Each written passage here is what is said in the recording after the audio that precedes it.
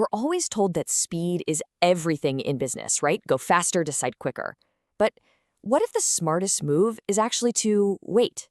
That's what we're digging into today. The art of the strategic pause. We're going to figure out how to tell the difference between patience that pays off and paralysis that just destroys value.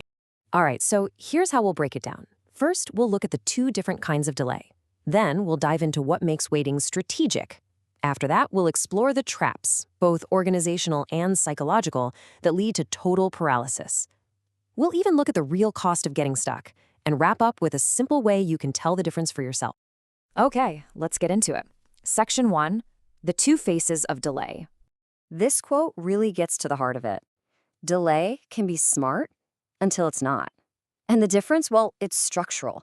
See, not all delays are the same. One can be a powerful strategic weapon, while the other is just a self-inflicted wound.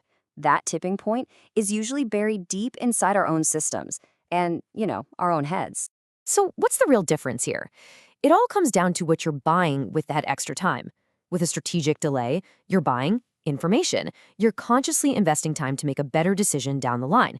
But with decision paralysis, well, that's when you're just buying safety. You're stalling to avoid getting blamed if things go wrong. Okay, so let's talk about the good kind of delay first. Strategic waiting isn't just about winging it or going with your gut. There's actually a really powerful financial concept behind it, and it's called option value. Now, this is a pretty big mental shift for most of us. We're taught that uncertainty is bad, right? Something to avoid. But option value completely flips that idea on its head. It says that when you have the flexibility to make a choice, but you're not obligated to, uncertainty actually becomes your friend. It's a source of value. Waiting lets you see if a better opportunity comes along without locking you into any of the downsides. And this is the whole idea behind something called real options theory. It basically reframes a huge decision from being this high-pressure, now-or-never thing into more of a wait-and-see strategy. You're not saying no forever, you're just saying not yet. You're holding on to the right to act later when things might look even better. It's not passive at all. It's a very calculated, active stance. But of course, not all waiting is that strategic. So let's flip the coin and look at the other side, when the delay has nothing to do with smarts and everything to do with the broken systems we've built around us.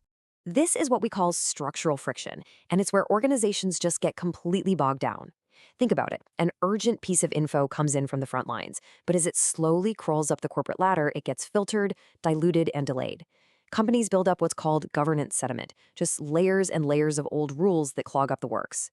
And then there's the responsiveness trap, which is kind of ironic. You add more and more policies to seem responsive, but you end up so burdened you can't act at all.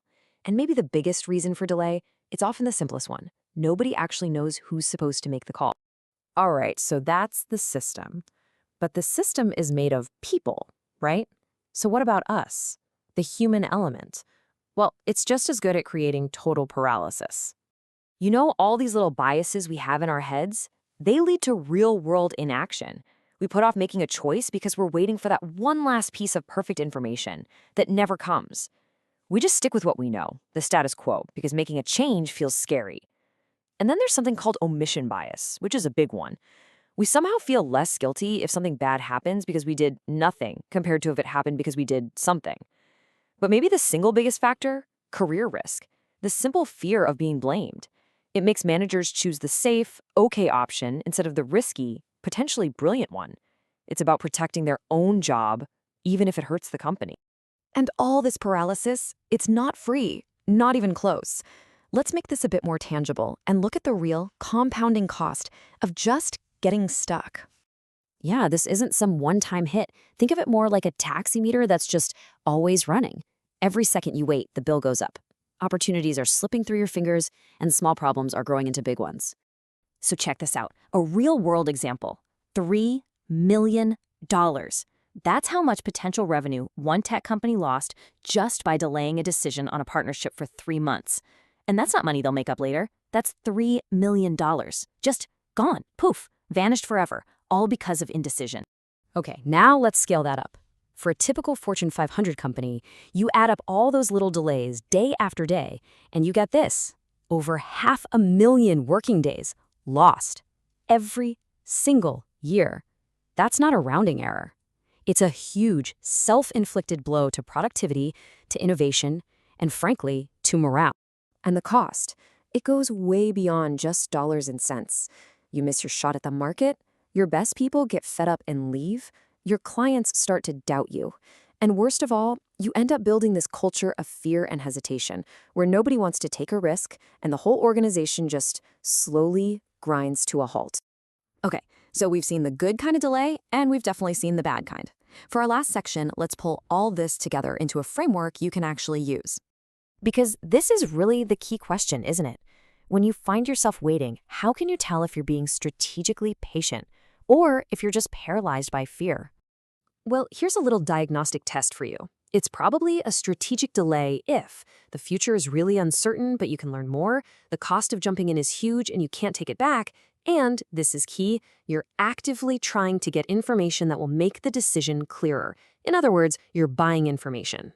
Now, it's paralysis if the delay is because nobody knows who's in charge, everyone's scared of being blamed, or you're stuck in endless review meetings. So here's the one question you have to ask yourself.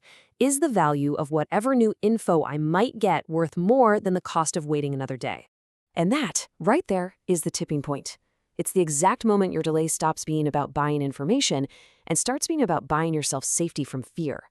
Being able to spot that moment, that's what separates a genius strategic pause from a fatal paralysis.